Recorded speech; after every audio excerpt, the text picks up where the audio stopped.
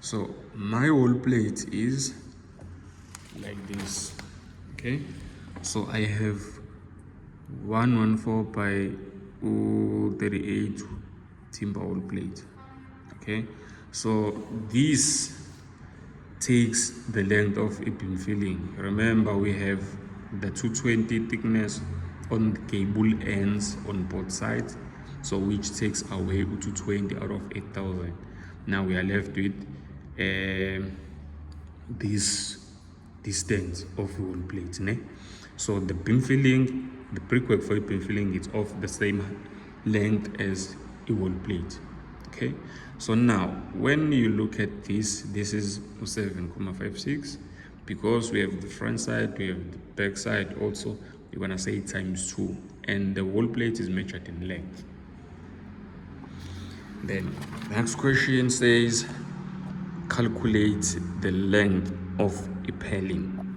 So after we have laid our trusses, we then look at putting our purlins, and the purlins will take this into account. Okay, it won't take just the measurement of a building 8,000, but it will take also the overhang on both sides. So it will start at this corner of your roof, it will end at that corner of your roof, not corner of a structure brickwork, but the roof.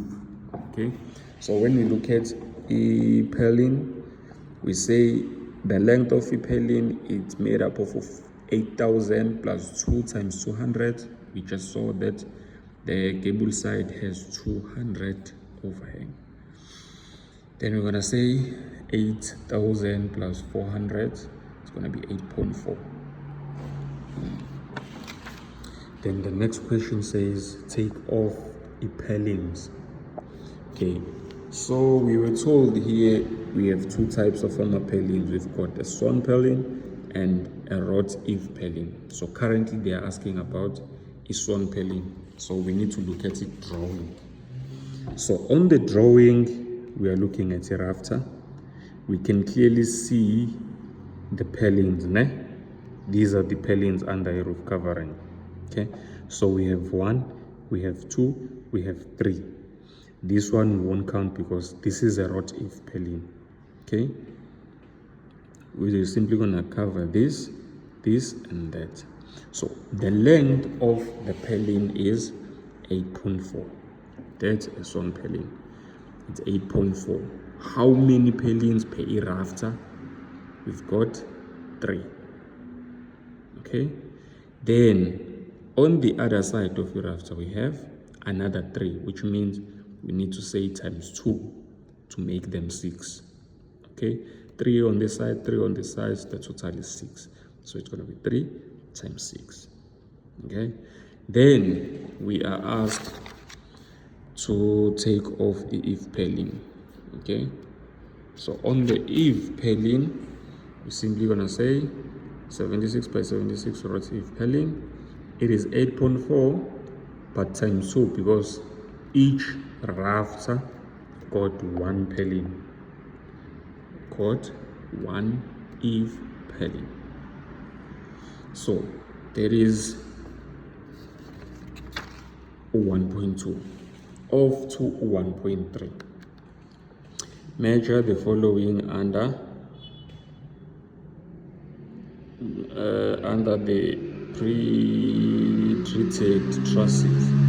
So what we need to look at here, we need to look at the number of trusses. Okay, so the number of trusses will be placed on the wall plate. The length of the wall plate divided by the spacing given on the question. To get the number of trusses, we say the length of the wall plate divided by the spacing of a mattress. Okay, then we get to 10.08. We round that up to 11, then we add 1. So in total we have 12 trusses. Okay, so someone might ask why I round up of 0.8. in quantity surveying, you better have more of former quantities than be short of former quantities. It's more like to finish the project, you need a break, a quarter break.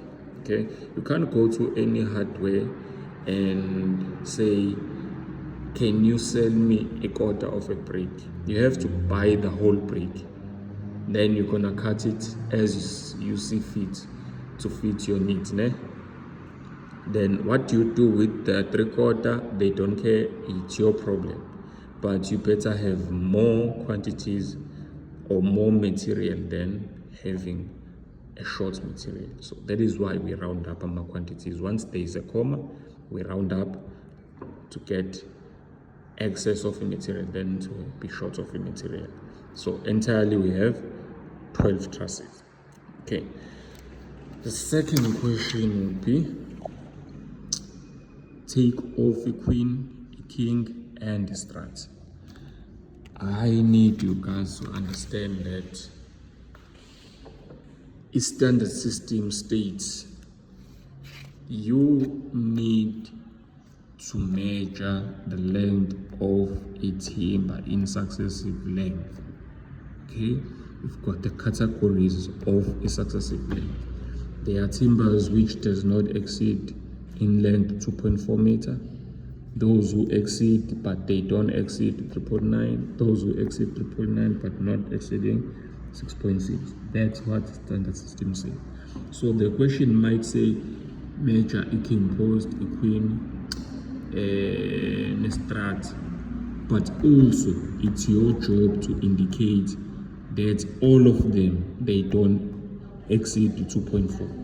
So we describe, then we say they don't exceed 3.4, 0.4 less than 2.4, 0.9 less than 2.4, 1,02 less than 2.4. Okay, so I've got 0.4, which is a queen. In the truss, I've got 2 before I can consider 12 trusses. I've got a strat. In the truss, I've got 2 before I can consider the number of trusses. Then I have a king. I've got 1 king per truss. That is why I'm considering the number of trusses. So that is how I will take off a queen, a king in a strat. Then I need to take off a rafter, cutting on rafter, and hoop iron. Okay, it's one question, but I need to measure three things. Okay, so for me to do that, some might ask, is it possible to measure this in one bracket? More like this, put everything within this bracket. For you to answer that question, you've got 2 questions to answer. Okay, is unit measurement of those items the same? If the answer is no, keep them separate. If the answer is yes, then you can group them. So now we are looking at a rafter, but the rafter, it's in length, meaning the meter is the linear. Okay, these 2 are measured in numbers. So these 3 cannot be grouped, but these 2 can be grouped because these 2 are the numbers, even the quantity is the same. Okay, so now let us look at the rafter. So on rafter, we've got 2.8 of a rafter in length. This clearly indicates that we exceeded 2.4, but we are less than 3.9. So we're gonna describe the next question. Okay, the next question said we should measure a rafter, so it's going to be 114 Swarm South African pine, structural timber exceeding 2.4 but not to 3.9 in length. How long is it? 2.8. Per truss, we've got 2 rafters and we've got 12 trusses. Okay, so now we are looking at the cutting of a rafter and the hoop iron. Why we group this? They are both measured in numbers. Per rafter, I've got 1 cut. I've got 2 rafters, meaning I've got 2 cuts per truss. For a hoop iron, for a truss to be secured, it has to be secured by a hoop iron on one end and on the other hand. Okay, so on both ends it needs to be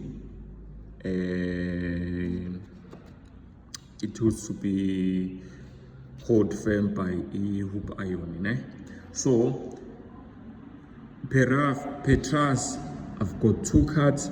I've also got 2 hoop iron. Okay, how many trusses I have? I've got 12.